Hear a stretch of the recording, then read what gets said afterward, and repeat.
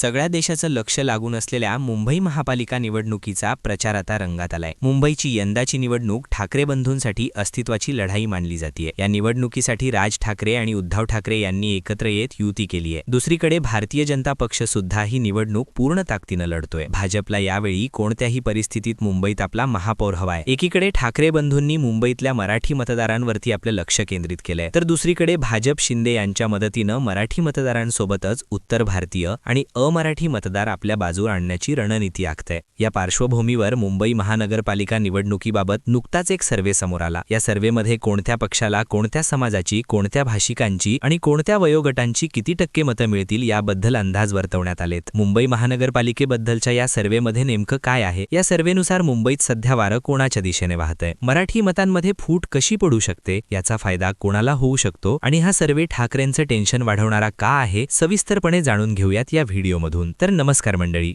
तुम्ही पाहताय बोल मंडळी मराठी न्यूज।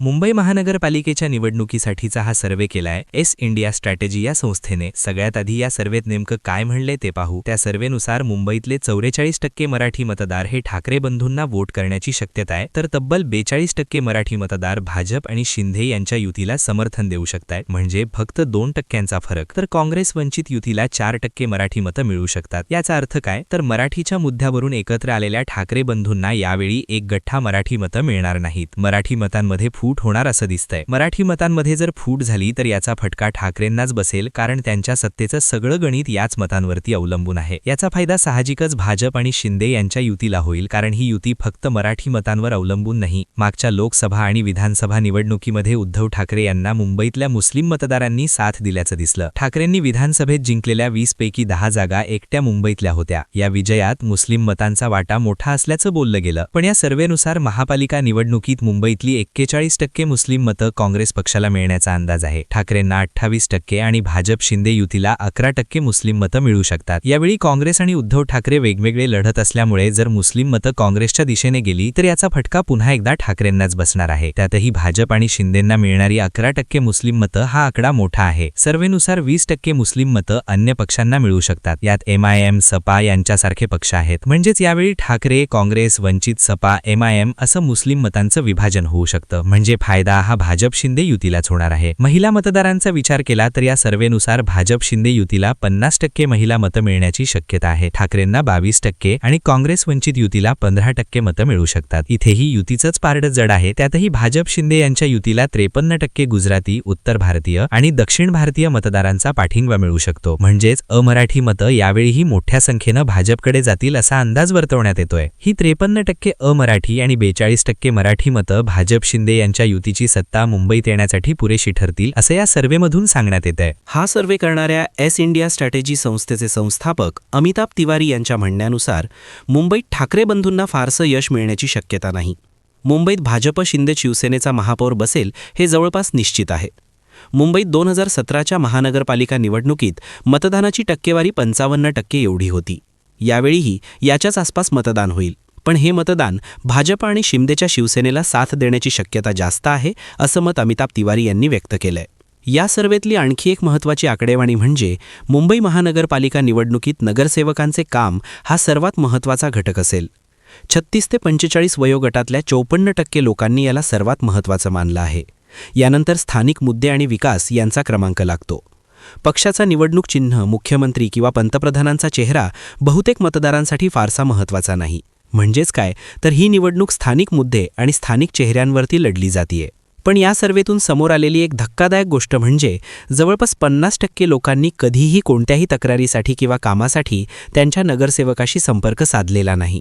त्यातही तरुणांनी संपर्क साधण्याचे जास्त प्रयत्न केले आहेत।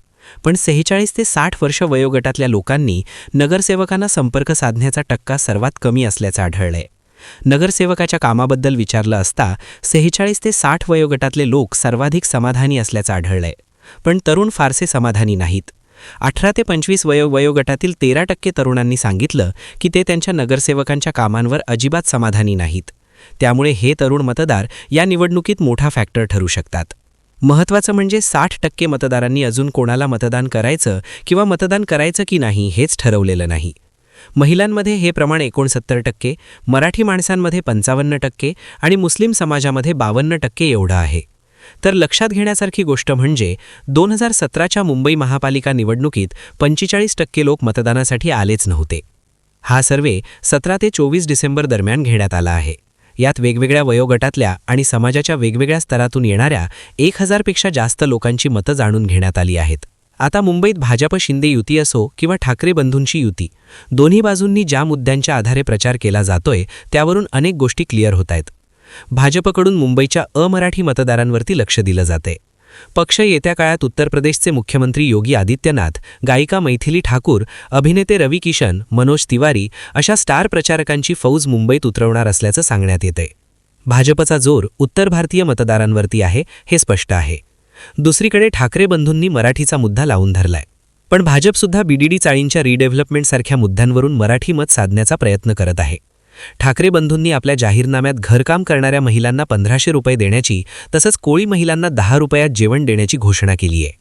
क्यू महायुतीनं विधानसभा निवडणुकीआधी लाडकी बहिणी योजना आणून महिला मतांना साधलं होतं. आता तोच प्रयत्न ठाकरेंकडूनही केला जातोय. पण एवढं सगळं करूनही शेवटी मराठी मतच निर्णायक ठरतील असं दिसतंय. ही मतं जर फुटली तर ठाकरे बॅकफुटला येऊ शकतात. त्यातही जर मुस्लिम मतांचा फॅक्टर जोडला तर तिथेसुद्धा ठाकरेंना नुकसान होण्याची शक्यता जास्त आहे. म्हणजे फायदा भाजप शिंदे युतीलाच होऊ शकतो, हेच या सर्वेच्या माध्यमातून सांगण्यात आलंय. आता प्रत्यक्ष निवडणुकीत काय घडतं, ठाकरे बंधूंच्या एकत्र येण्यामुळे, एकत्रित सभांमुळे आणि मराठीचा मुद्दा लावून धरल्यामुळे मराठी मतं कोणाच्या बाजूने पडतात, त्यात फूट झाली तर फायदा कुणाला आणि नुकसान कुणाला होतं हे पाहणं महत्त्वाचं असेल. तुम्हाला या सर्वेबद्दल काय वाटतं? तुमची मतं आणि प्रतिक्रिया कमेंट करून नक्की सांगा. आणि माहितीपूर्ण व्हिडिओज पाहण्यासाठी बोल मंडळी चॅनलला सबस्क्राईब करायला विसरू नका.